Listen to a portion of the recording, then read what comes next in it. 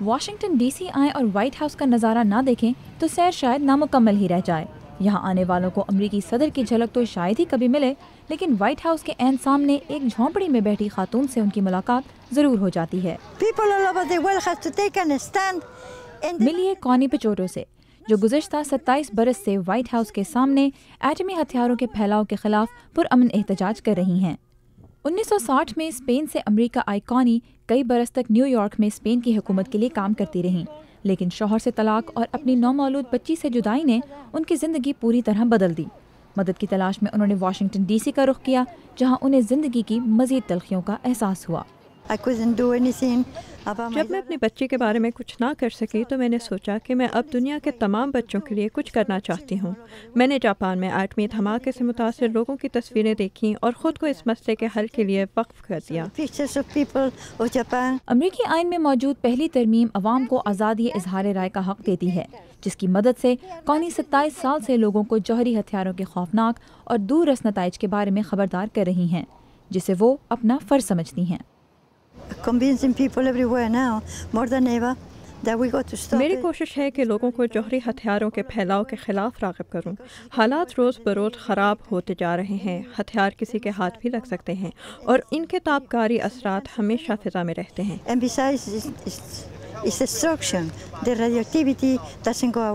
لیکن اپنے فرض کی ادائیگی میں انہیں مشکلات کا سامنا بھی کرنا پڑا۔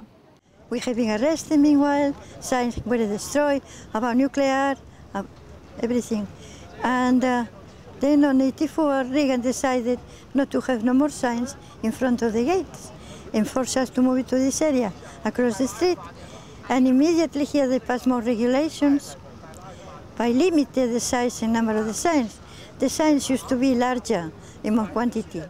حکومت کی طرف سے جاری کردہ ایک اجازت نامے کے مطابق وائٹ ہاؤس کے سامنے ان کا قیام قانونی ہے، لیکن کونی کے لیے اس قیام میں آرام نام کی کوئی شے نہیں۔ ان سے مل کر ایسے تنہا سپاہی کا خیال آتا ہے جو گرمی، سردی، دھوپ اور بارش کی پرواہ کیے بغیر اپنے محاذ پر ڈٹا رہتا ہے۔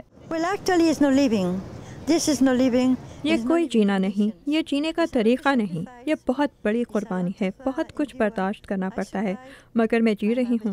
میں صرف سبزیاں یا کبھی سینڈوچز کھا لیتی ہوں۔ یہاں آنے والے سیاح کونی کی بے باکی سے خوش بھی ہوتے ہیں اور حیران بھی، مگر کونی محسوس کرتی ہیں کہ اس وجہ سے حکومتی اہلکار ان سے ناخوش بھی ہیں۔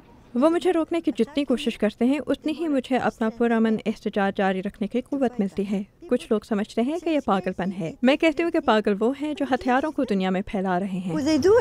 27 سال کے احتجاج کے باوجود حکومتی سطح پر کونی نہ تو کوئی بل پاس کروانے میں کامیاب ہوئیں اور نہ ہی ان کے ساتھ مزید لوگ شامل ہوئے، لیکن وہ خود کو ناکام تصور نہیں کرتی۔